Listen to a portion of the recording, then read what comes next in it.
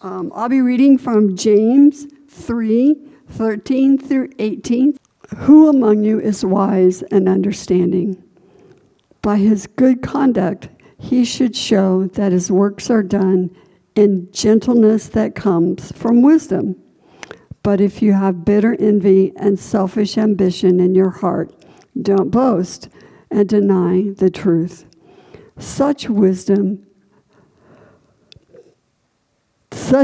does not come down from above, but is earthly, unspiritual, demonic. For where there is envy and selfish ambition, there is disorder and every evil practice. But the wisdom from above is first pure, then peace-loving, gentle, compliant, full of mercy and good fruits, unwavering without pretense. And the fruit of righteousness is sown in peace by those who cultivate peace. This is the word of the Lord. Hey, good morning.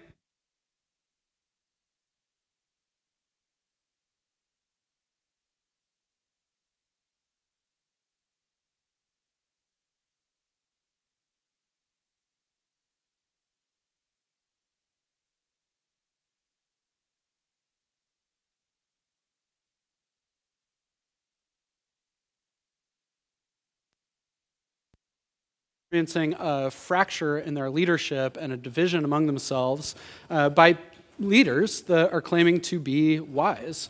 And so he is talking to them primarily about, well, how do you discern wisdom? What is wisdom? What does it look like? Where does it come from? What does it produce? And that's good news for us because we need wisdom. We've said earlier that wisdom is the skill for life that is especially necessary when the rules don't apply or when the rules seem to contradict. And so you need wisdom for parenting when there are actually too many manuals for how to be a good parent, right? And so the rules contradict. You need wisdom for knowing how to navigate life in a world that utilizes money as the means for securing food and shelter. Should I take that job in Denver or should I take that job in Las Vegas? And the answer is Denver. Oh, good, you're awake. Sweet.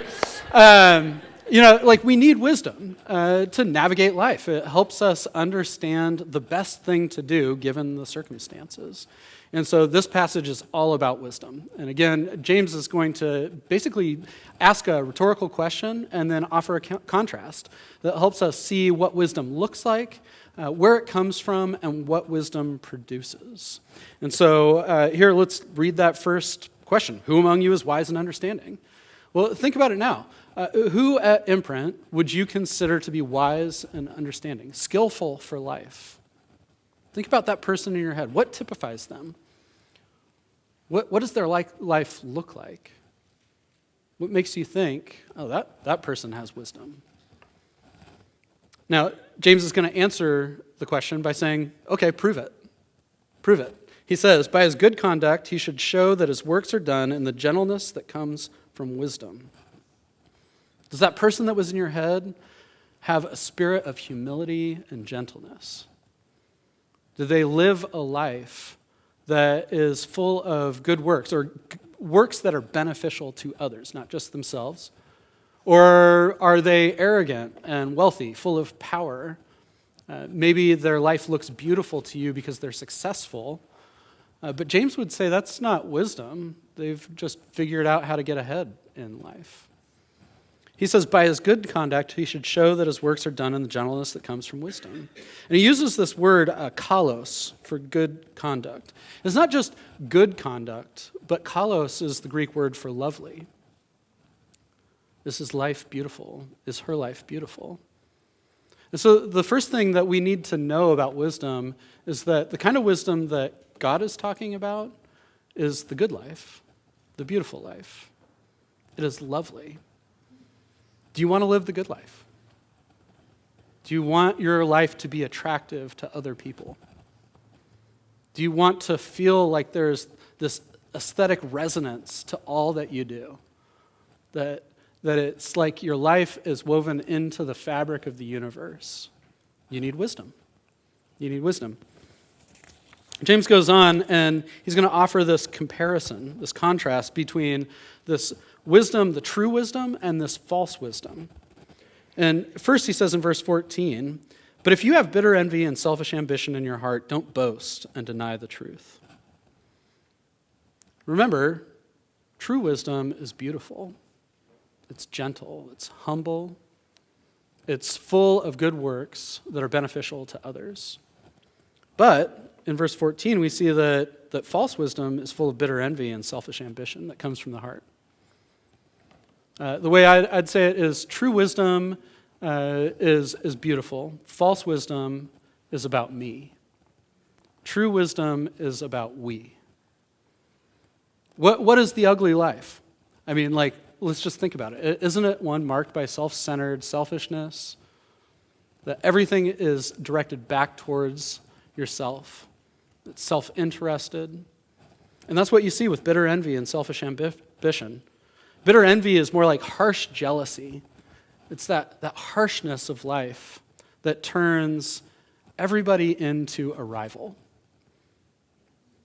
See, envy looks at what other people have and says, I want that. And false wisdom is going to figure out a way to get it. Selfish ambition is that self-seeking pursuit of power or status. It sees everybody not just as a rival, but as an enemy, an obstacle to my elevation. False wisdom is all about me. When the Bible uses, and actually antiquity uses these two words together, those words for bitter envy and selfish ambition, it's almost always talking about partisanship in the political arena. It's a technical phrase that's used to talk about party politics, basically. And James says partisanship is false wisdom. He says, don't boast, don't be arrogant, claim to have this wisdom, and then in the process deny the truth. False wisdom is all about me. It's all about me and my tribe, and it's all about me showing you how amazing I am in arrogance. And in the process, it's denying the truth. The way that James uses that phrase is as denying the gospel. And why is that? Well, because there is one king. There's one Lord. There's one person worthy of elevation, and it's not me, and it's not you.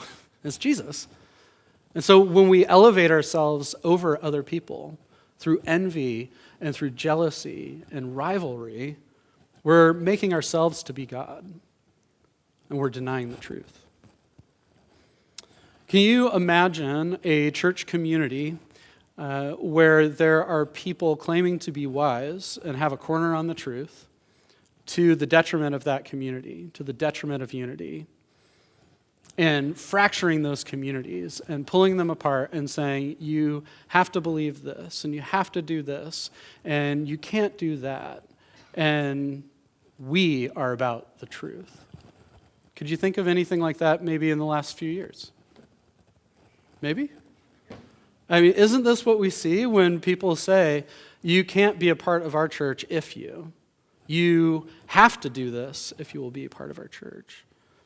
Isn't that arrogance? And to what end? Is it the accumulation of power? Is it the accumulation of status? I think that some of the most disappointing times I've seen in the church are from the last few years, where people exchanged allegiance to a political figure or party for allegiance to Jesus. True wisdom looks at Jesus and says, he alone is our king. He alone is our uniting ingredient. And if we are not oriented towards him, then we're liable to fracture and break apart and start giving our allegiance to other things and other people.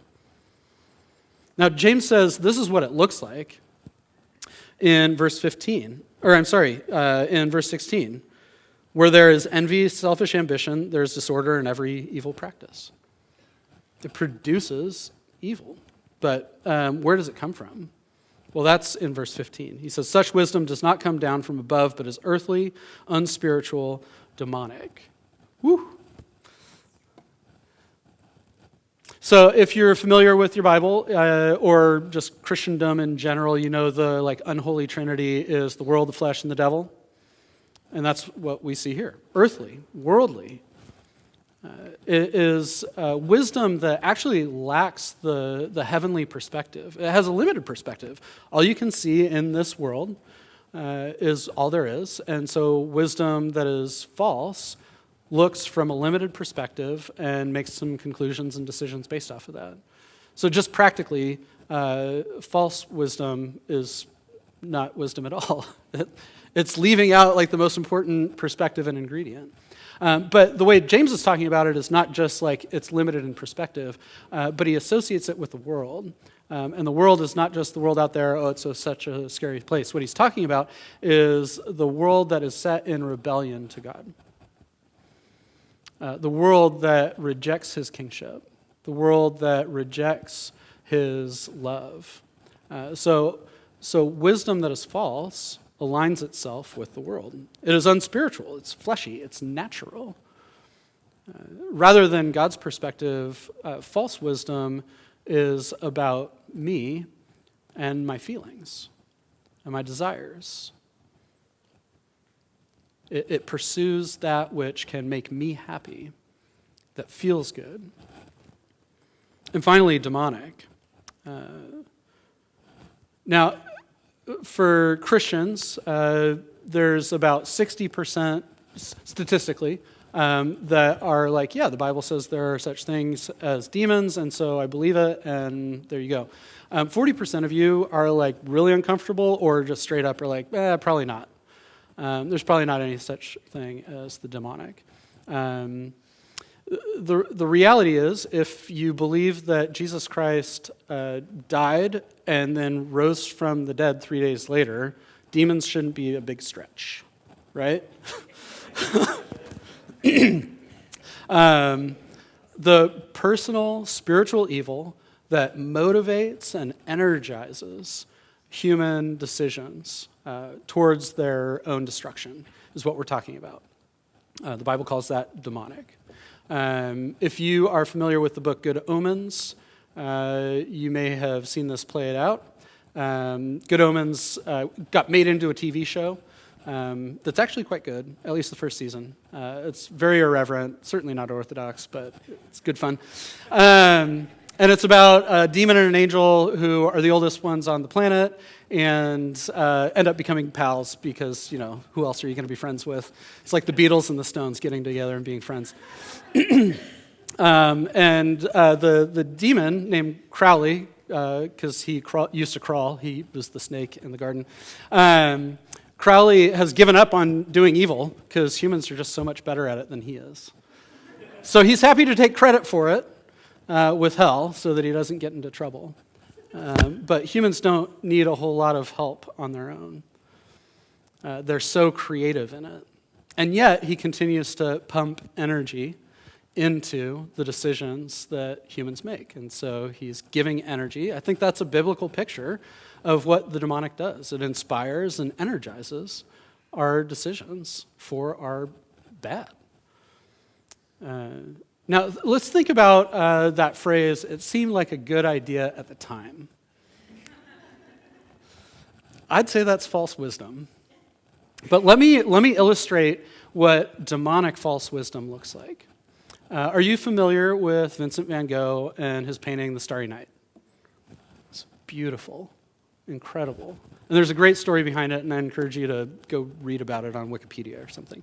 But notice all the blue. All that blue is just gorgeous. Van Gogh used a compound called Prussian blue that was discovered in the 1800s.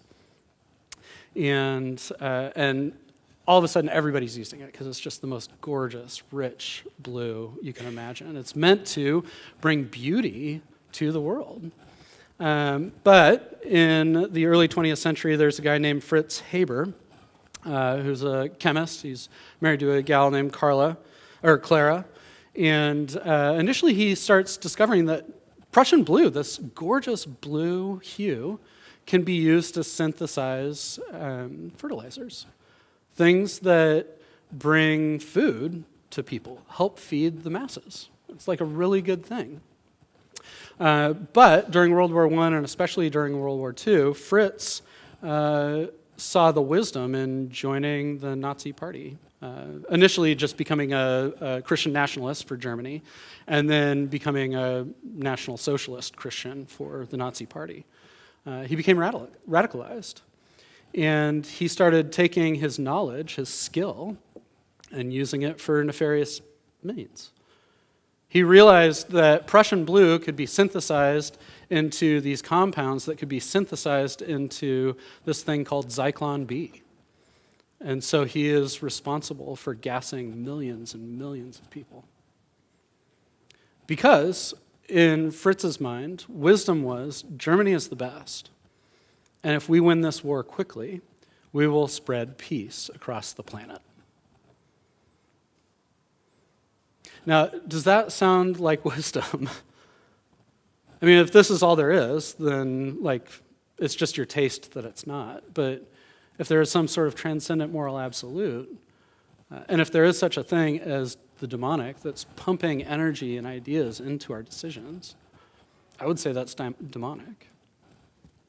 We know that the Nazi Party was energized by the occult, and while it used Christian language and claimed to be Christian nationalism, it was instead inspired by evil, by the demonic. How do you recognize false wisdom? I think you recognize it by what it produces, which is where James goes next. He says, this is what happens. This is how you can recognize the product of false wisdom, specifically in your church. He says in verse 16, for where there is envy and selfish ambition, there is disorder and every evil practice. Disorder is an interesting word. It can mean insurrections, confusions, and restlessness. And it's the same root word as the unstable person in chapter 1, verse 8, and the uncontrollable tongue in chapter 3, verse 8. Disorder, just liable to break out. False wisdom produces a fractured environment, and it produces evil practices. Slight, trivial, paltry, worthlessness, good-for-nothingness would be a way of talking about every evil practice, every paltry practice, every worthless practice. What James is hitting on is false wisdom is pragmatic. It looks at the ends and says they will justify the means. And so it is okay to gas millions of people because in the end, there will be peace. That's false wisdom. God is not a pragmatist. God is practical, for sure. Don't hear me wrong on that. But God is not a pragmatist. He doesn't say the ends justify the means. It can never be. It would divide himself against himself. And so neither can our wisdom be pragmatic. We can't justify the means by the end. There is a wave of Christian nationalism in America right now. And I would argue and challenge you that is demonic wisdom and something to be avoided. Anything that pits a brother or sister in America against a brother or sister in Rwanda or in Japan or in South America is demonic. Because we have more in common as members of the family of God than we do with our fellow Americans. Christian nationalism is a subversion of the gospel that says the kingdom of God is not only at hand, but it's at hand right here, and it's equivalent with America. That's demonic. So worldly wisdom is demonic and produces division. What does true wisdom look like? Verse 17 says, but the wisdom from above is first pure, then peace-loving, gentle, compliant, full of mercy and good fruits, unwavering, without pretense. Wisdom from above is equivalent with wisdom from God. So it's godly. And it says, James says, what it looks like first is that it's pure. And he doesn't mean first in the long list of some ideas, but he says this is the characteristic that is the singular quality of wisdom. Essentially, wisdom is purity. And what he means by pure is that wisdom owes allegiance to God and to God alone. Any wisdom that gives allegiance to anything or anyone else is not heavenly wisdom. He says it's peace-loving. So rather than seeking division, the wisdom from God seeks to unify people. It seeks to bring relationships together. It seeks to bring peace into a community. And it does so with wisdom, or with gentleness. He says the wisdom from above is gentle. And that word is like, it doesn't get angry or combative. It doesn't insist on its own way.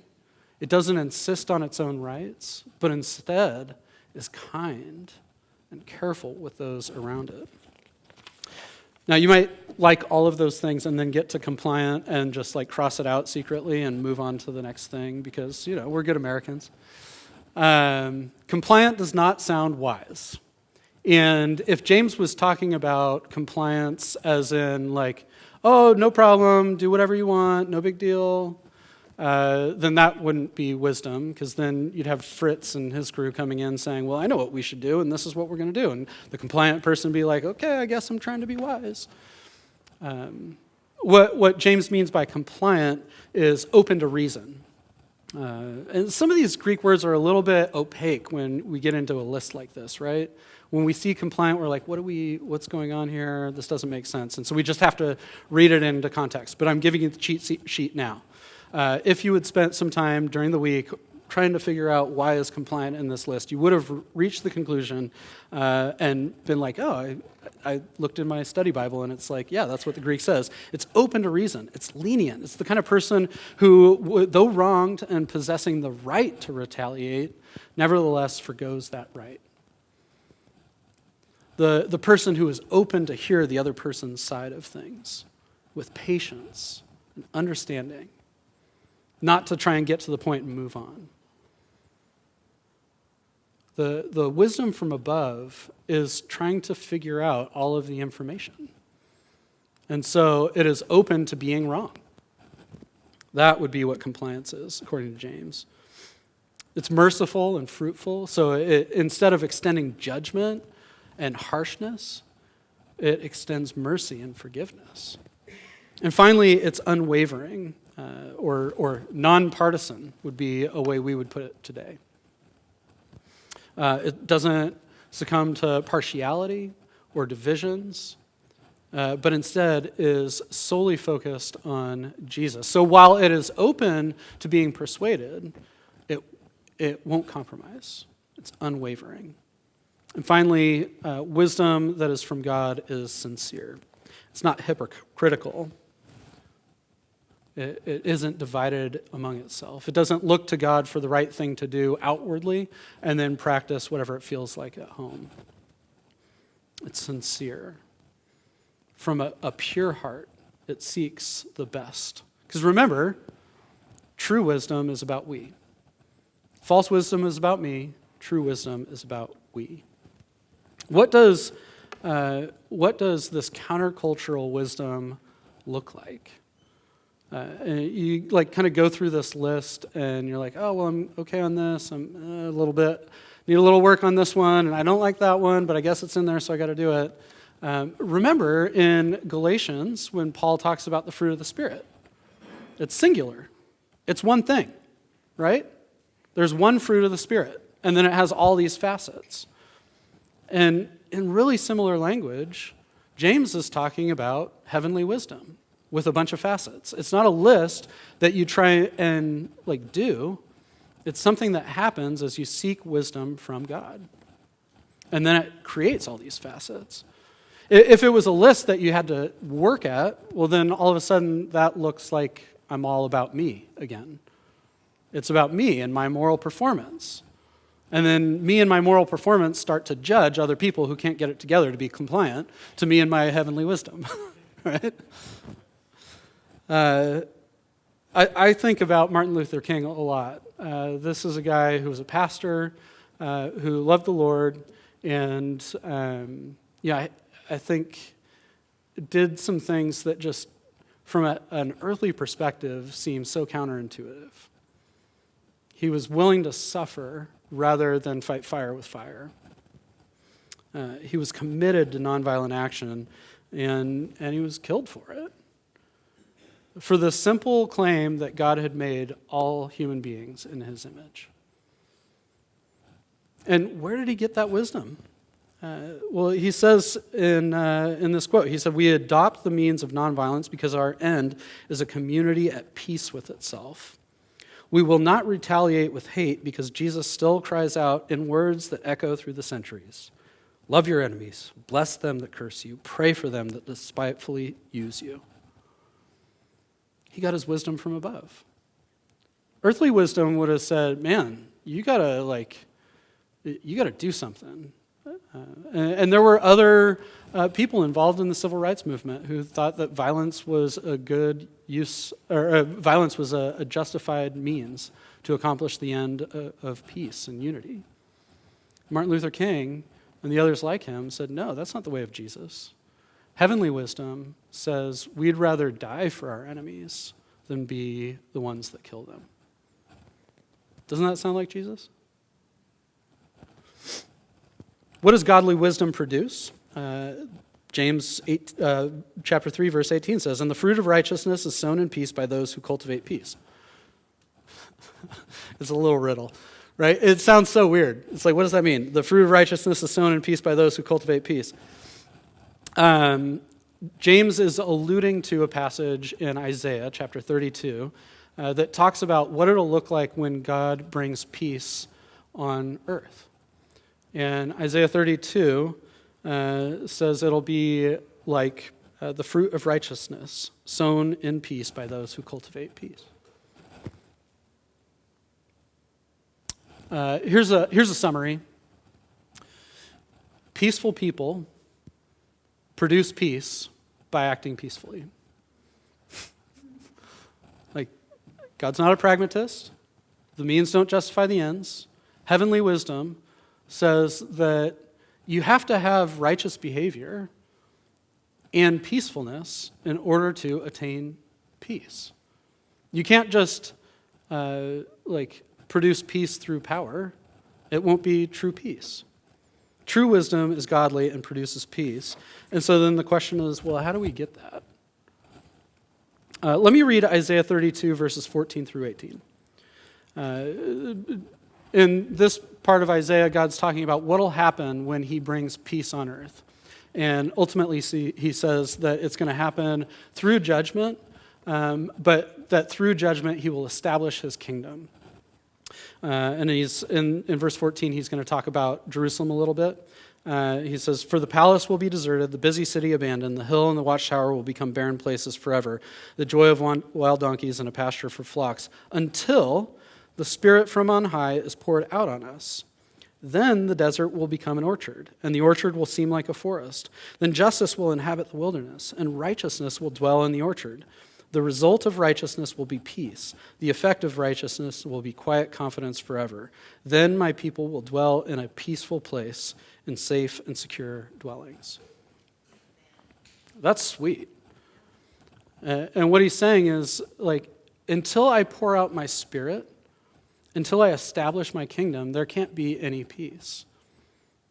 The city of Jerusalem, and in fact the whole earth, will be a barren place, metaphorically, until God establishes his kingdom and pours out his Spirit.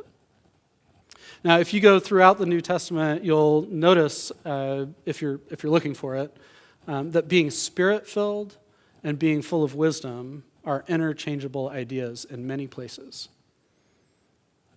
So how do you get the Spirit? Well, the New Testament tells us you get the Spirit when you get into relationship with Jesus. What else can happen when you get into relationship with somebody like Jesus than that he starts to influence how you think and what you do and how you feel? What else could happen with a person of that magnitude, that magnetism, that beauty, but that they'd start to influence you and change you? See, the story of the Bible starts in a garden, and this is the first place that we kind of get an idea, a picture of what peace is really all about. In our mind, we usually think of peace as the absence of division, the absence of strife, the absence of pain, suffering, etc. Peace is when I feel peace, love, and groovy feelings towards my neighbor. Peace is when I have enough to eat, etc. And some of those things are true, but in the Bible, peace is associated with this, or it is this word shalom. Shalom is about all relationships in right relationship, where everybody's doing right by each other. And so in the garden, you see that human beings have a right relationship with God. They have a right relationship with each other. They have a right relationship with themselves. They're naked and unashamed. They don't feel bad about it at all. Psychologically, emotionally, they are in right relationship with themselves. And finally, they're in right relationship with creation. They have the right relationships, rightly ordered. And that is shalom. And the Bible says that because of selfish ambition and jealousies and envies, human beings looked at the good gift of God, wisdom, and said, I know what good wisdom is. I'm going to get this for myself. And so they took the fruit and rejected God. And by relying on earthly wisdom, unspiritual wisdom, ultimately demonic wisdom, inspired by the serpent in the garden, they lost access to God. And their relationship with God changed, and their relationship with each other changed. They start blaming each other, and their relationships with themselves start changing. They say, I'm naked, and I was ashamed, and I was afraid, and so I hid. And so psychologically, their relationship with themselves is fractured, and their relationship with the ground is changed. And shalom is lost. And so in some way, the whole story of the Bible from then on forward is how are we going to get back into the garden, back into the place of shalom? And throughout the Bible, especially in the wisdom literature, one of the ways of creating temporary shalom, one of the primary ways is through wisdom. That human beings would act in a way that is true to who God is, in his character and his activity, in a way that is true to the world as it is, and experience a temporary feeling or experience of shalom. But by the time you get to the New Testament, you realize we can't get back into the garden on our own. Like, we can't get back. And so Jesus comes on the scene, and he says, I don't want to take you back, I want to take you forward. I want to take you forward to a city of shalom, to this garden city where all the relationships will be rightly ordered. But in order to do that, I'm going to have to submit. I'm going to have to be compliant to the wisdom of God. And I'm going to have to die for you. And so he dies on the cross in our place. He dies for our benefit. And he dies to defeat earthly wisdom, demonic wisdom. The wisdom of God pitted against the best that the devil can do. And it's subverted, and it looks like this is stupid. Who would come up with this stuff? And yet it's the way that God vindicates Jesus, or enthrones him, and then he raises him from the dead, vindicating him. And Jesus says, I, through my death and resurrection, have opened a way into shalom. Come to me, and I will give you rest. I will give you peace. I will give you shalom. 1 Corinthians 1:24-25 says, Yet to those who are called, both Jews and Greeks, Christ is the power of God and the wisdom of God, because God's foolishness is wiser than human wisdom, and God's weakness is stronger than human strength. So you want to get the good life? You want the beautiful life? You need wisdom. And not wisdom you came up with, but wisdom that comes from above, godly wisdom. And you want to get godly wisdom, you need actually God himself. You need Jesus. Like maybe you've been sitting there and you're like, man, this is really hard. This is a high list, and it's really uncomfortable to exercise this kind of wisdom. I just don't know if I've got it in me. The focus isn't like get smarter, be more understanding, do better. The focus is receive Jesus. James says in chapter 1, like, if anybody's lacking wisdom, ask God, and he will give you wisdom. And that's because God gives us himself. He doesn't just give us some good ideas or some good advice. He gives us himself. And that thing that little riddle at the end of James 3 that points back to Isaiah 32, he gives us himself in the Spirit of Christ. He fills us with his Spirit so that we can be confident in trusting him, even when it doesn't make sense. We can be empowered to live out his life, even when it's hard. Peace is the ultimate goal of wisdom, and wisdom only reaches its fullest potential in the midst of peace. And the only way you're going to get peace is by getting around other people. The only way you're going to have an opportunity to experience God's wisdom and to demonstrate God's wisdom is in relationship. Because wisdom leads to peace, and peace is primarily about relationships. So you can't withdraw from community and expect to have godly wisdom. You can't withdraw from community and expect to experience shalom. Like, how are you going to get peace? Well, you ask for it, but also you get into community. So let me ask you, what is your spiritual community like right now? Are you a member of a small group at Imprint? Is it a Bible study? Is it a men's small group? Is it an Imprint group? How are you getting around other people out of your allegiance to Jesus? What context are you exercising godly wisdom in? It can't just be your family unit. You guys are too much alike. Even though all of the divisions in your family say otherwise, like, you're just way too much alike. You have to be around other people. You got to be in community. If we are going to be a church that is exercising and living out of the wisdom from God, we have to be a community that's in community with one another. We have to be a community of humility and gentleness that's seeking shalom for others and not just for myself. And here's the promise. Here's the promise. When you depend on God for wisdom and you receive that wisdom as his own son, and you live that out in the context of community, and wisdom is not just about you. False wisdom is about me, but the wisdom I'm talking about isn't just about you. It's about we. It's about us. And so when you do that, you get the benefit of peace. When peace is just about me, even if I act in all the best ways, the smartest ways, ultimately I still end up isolated. But when I act for the good of others, for the benefit of others, then I benefit as well. I think that's a little bit like James's little riddle. The fruit of righteousness, right?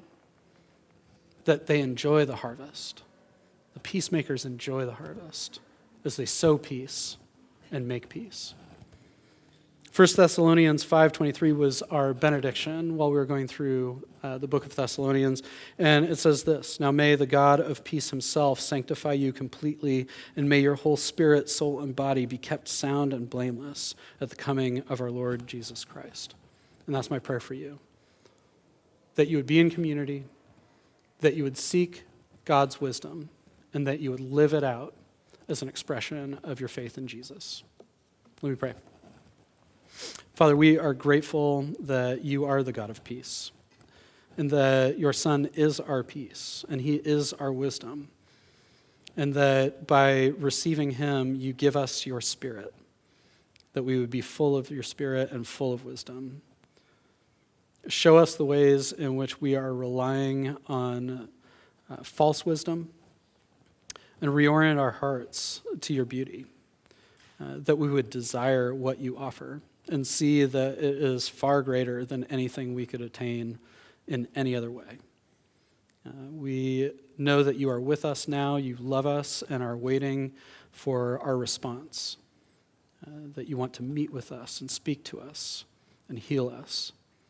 So I pray that this time now would be effective in that we would be healed from our sin, rescued from our slavery, that we would be corrected in our thinking and our feeling, and that you would speak to us and guide us in the way of life. Amen.